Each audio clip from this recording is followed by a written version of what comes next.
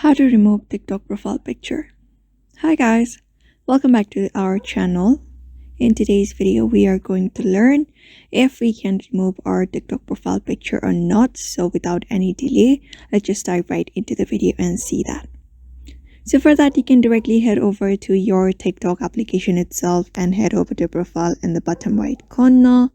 You can just go ahead and tap on it and you'll be led to your profile page. So once you are here under your profile page, when you head over to profile, you will be finding your profile page right here. So in order to edit our profile, we usually head over to edit profile section from here. And here we find this option called change photo. So when you go ahead and tap on this option, we usually find this option called take photo, select from gallery and view photo.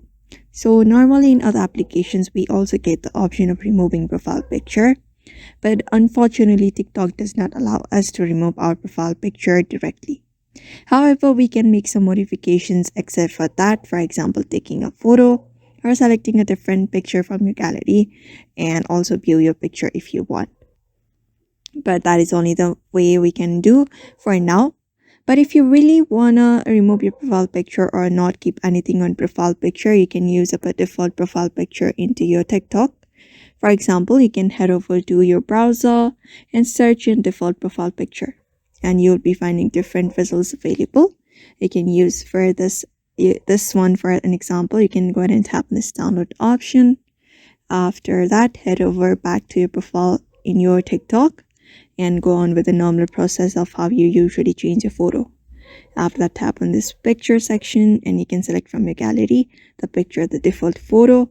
After that is done, apply the change and you'll be finding your profile picture with the default picture. So that is how you change your TikTok profile picture or remove your profile picture for now.